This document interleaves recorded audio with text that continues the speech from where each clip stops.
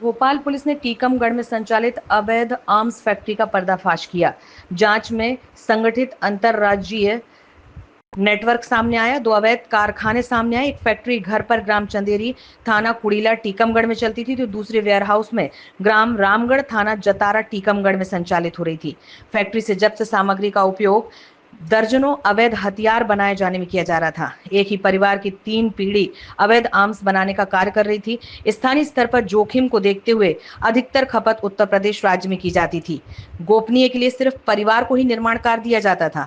35-40 वर्षों से अवैध हथियार बनाने का कारोबार कर रहे थे। लेथ मशीन का उपयोग चोरी छिपे कृषि उपकरण की जगह हथियार बनाने में किया जा रहा था।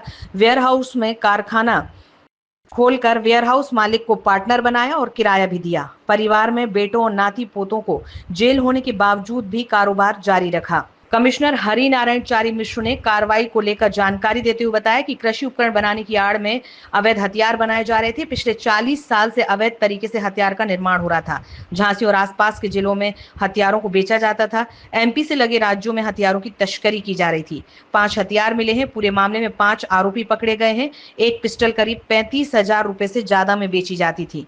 कुछ समय पहले भोपाल में एक युवक के पास से पिस्टल जब्त की थी। उसके बाद लगातार छानबीन के बाद टीकमगढ़ तक पुलिस पहुंची। पता चला कि वो एक जगह से टीकमगढ़ क्षेत्र में एक जगह से वो पूरी पिस्टल वहां से लाता है और अपराधियों को देता है। इस मुद्दे पर पूरी एक टीम भेजी गई। उसने वहां पर जब पूरे अनुसंधान के बाद उस पूरे गैंग को पकड़ा तो वहां पर एक कृषि उपकरणों का एक छोटा सा औद्योगिक कुटीर उद्योग की किस्म का एक विकसित एक क्षेत्र दिखा, जिसे पुलिस ने जब तस्दीक की तो एक्चुअली वो कुटीर उद्योग और खासतौर पर कृषि उपकरणों की आड़ में हथियारों को बनाने की फैक्ट्री थी, जिसमें खास तौर पर पिस्टल बनते थे।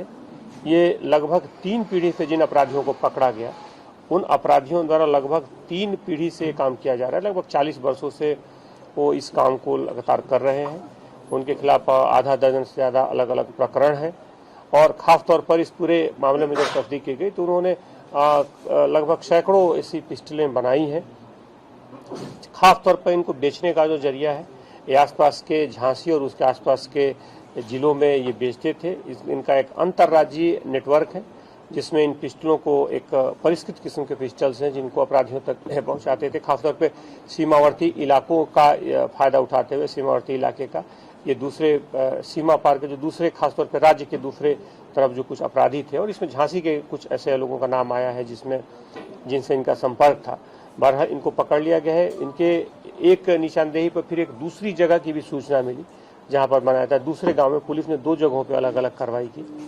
वहां से भी कुछ ऐसे खासतौर पर उपकरण पाए गए जिनका कृषि उपकरणों के नाम पर रखा गया था और जहां पे जो सामान मिले हैं वो सामान बहुत बड़ी संख्या में मिले हैं, जिससे खासतौर पर इस तरह के परिष्कृत पिस्टल्स बनाए जा सकते हैं।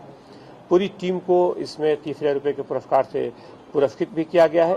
DCP crime additional CP Pankaj और पूरी टीम ने इसमें काफ़ी सक्रिय भूमिका निभाई है और पूरी टीम को इसमें पुरस्कृत किया गया। कितने हथियार मिले?